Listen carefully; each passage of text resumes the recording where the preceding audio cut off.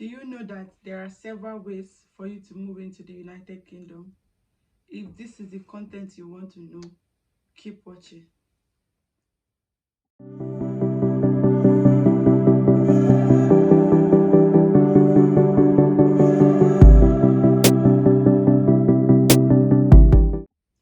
Hi guys, welcome back to our channel. Special shout out to everybody that's been watching our videos, and our 63 subscribers. You guys are the realest. Special shout out to you guys. So yeah, this is Bames. And Series is behind the camera. So it's going to be just me today, and on our channel we're going to be filming things about lifestyle, travel, our life in the United Kingdom. I specifically wanted this channel because I wanted to share my life as a dependent in the United Kingdom, because when I was planning to move here, I did some research and there were not a lot of channels, even though right now there seems to be a lot, but when I was making my own research, there weren't a lot of channels. So I said to myself that I am going to open a channel and bring people along, the kind of jobs you can do, life generally in the UK and stuff like that. So yeah, that is what this channel is going to be about, with our goofing around and all of that. But today we're talking about several ways that you can move into the UK, right? So let me know about you guys with the talk. Let's jump right into the video. So if you see me looking down, it's just because I've jotted down some points that I want to talk about, right? So I'm just going to be looking down sometimes, but that's why I'm looking down. So yeah, now I'm going to start with the number one on the list is going to be the scale up visa, right? So this is going to be launching in March of this year. And basically a scale-up company are companies that are fast growing with an annual average revenue or employment growth rate of over a 3-year period greater than 20% and a minimum of 10 employees at the start of the 3-year period. That's basically what scale-up company means. So yeah, this visa just basically means that you need to get a job with a scale-up company, and then you don't need sponsorship. That's the catch of this visa. You do not need sponsorship. The only requirement is for you to have a salary of a minimum of 33,000 in a year, right? So that's the catch for this kind of visa. And you can have the visa for 5 years, and after that it is a route to settlement in the UK. After your 5 years, you can apply for your indefinite leave to remain. You can also come with your family and all of that. And yeah, in the description box of this video, I'm going to drop the link so you can check up the scale up companies that we have in the UK, right? So it's going to launch in March, like I said, and there are about 33,860 scale up companies in the UK. So this is really big, and I'm particularly happy because the headache of sponsorship and all of that is not there. And yeah, so you can come with your family, like I said before, and it takes 3 weeks to get a decision, very quick. And I feel like it's a faster way, even though the salary band is higher than that of a skilled worker. But yes, definitely this is a must. Like, we need to explore this option. And I'm just going to drop a link to the scale up visa so you can read up more about it and enlighten yourself and all of that. So yeah, number two on our list is going to be the health and care work visa. So everybody's talking about this. Is the new in thing right now. So this category is for people that work in care. It could be living care, normal care workers, and healthcare assistant, right? So what you need to do is basically get a job with either NHS or the agencies that care agencies, right? And the salary band is just about 20,480, which is really, really low. And I believe anybody can get this. And you don't have to even have a certificate in care before you can get this kind of job, right? Because most of them come with training on the job. So yeah, if you are looking to move to the UK quick and you don't mind working in care or being a healthcare assistant, this is the go-to for you. And the another catchy thing about this visa is that they took out the IHS fee. I forgot to mention that for your scale up visa as well. After you pay your visa fee, you need to pay IHS fee for the amount of years that you're going to be here. But for this healthcare visa, they took it out too, and the visa fee is terribly low. It's going to be £232 for 3 years and 464 if you're going to apply for 5 years, right? So when you apply for work with an agency or directly with NHS, they need to have the certificate of sponsorship to be able to sponsor you.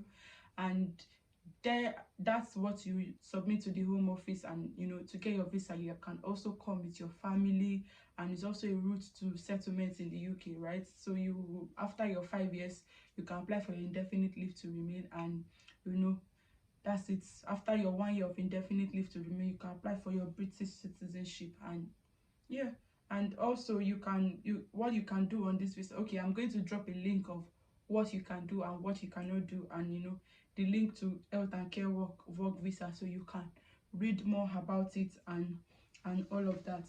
Sometimes in your certificate of sponsorship, your employer might say that you need to show money to prove that you can sponsor yourself for at least a month, and that's going to be 1,270 for 28 days. We all know the 28 days rule, but in case you don't know what the 28 days rule means, it just means that if you put money in your accounts in on the 1st of March, it needs to be there till on the 29th, right? So that's the 28-day rule. You understand? So you need to have about 1,270 for at least 28 days. Yeah, and you can come with your family, and it's so perfect. Where can you get this kind of job? You can get them on Indeed. You can check the NHS website as well. I particularly love Indeed because I think they do an amazing job. And they just explore, but be careful before you accept any offer. Make sure you read the terms and conditions and all of that. So I'll drop the link to be able to for you to read more about it. So the next on my list is going to be the global talent visa. So now this kind of visa is for people who are like a leader or potential leader in one of the following fields. So it could be academic or research, arts and culture, and technology, right? Tech. So in tech, you could be people in cyber security, fintech, artificial intelligence, and all of that. But the criteria for this visa is that you need to get an endorsement from an endorsing body, right? So after you get an endorsement, then you can now apply. And the good thing about this kind of visa is that you could be self-employed. You just need to prove that you're good in what you do, you're a leader, right? And that's what the endorsing body does for you. And on this visa, you can also stay up to 5 years, and it's also a route to settlement. So it costs about £608 for the application, and you also pay IHS fee, which is about £624 per year for that 5 years. You can also come with your family, and everybody pays the same um amount of IHS fee and visa fee. And I'm going to drop it somewhere here, the list of skills that you need to have. If you have the skills, why not? People are jumping on this visa, and it's really flexible and all of that. So I'm going to drop a link also in the description box that leads to this route, so you can read more about it. So yeah, the next on my list is going to be the skilled worker visa.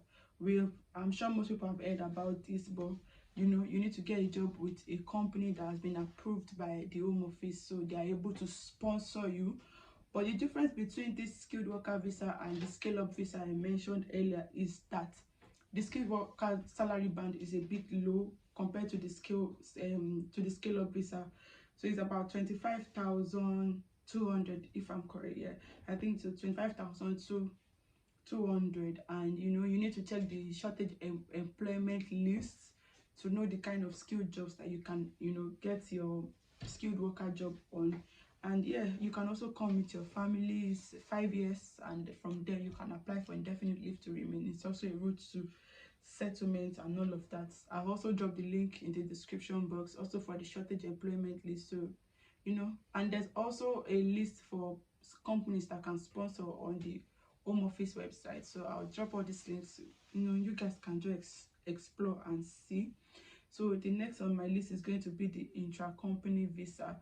So this kind of visa is for people that, okay, you're working in a company in your home country, and they have a branch in the UK here.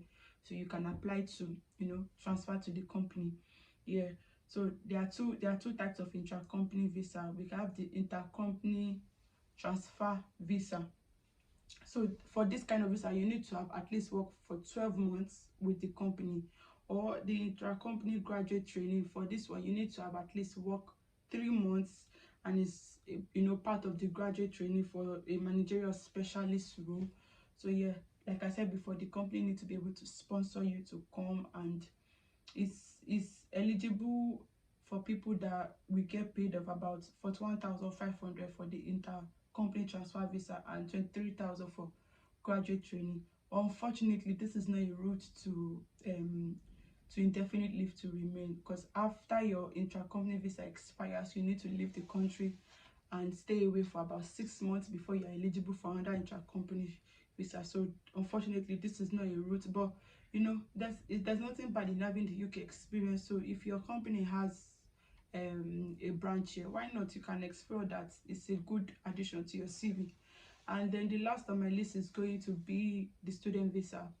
Yeah, I put this one last because everybody has been asking me about how can you come and all of that. So for student visa, you need to get admission, and you should know that you can only come with your dependents if you're postgraduate. So that's either masters or PhD. As an undergraduate, you can't bring your family. So yeah, you need to get admission, and then you need to pay tuition deposits, and that depends on the school. After that, the school will issue you cars, and that's what you use to apply to the home office. Then you need to have certain amount of money in your account and all of that. So yeah, and also after your school, you'll be given a post-study work visa of 2 years, and this gives you an opportunity to be able to find your ground, look for what you want to do here. So usually people would look for skilled work so that they can remain in the country, but thank goodness now that the government has opened up scale up visa. So I feel like if you're on the student route, there are more options that you can switch to. You can switch to this skilled worker visa, scale up visa, and global talent, whichever is the best for you. There are plenty of options, so you can switch, right? So that would be the end of my list of how you can move to the United Kingdom, right? And I hope this my list, I'm going, like I said, I'm going to drop a link in the description box. You guys can read more about it.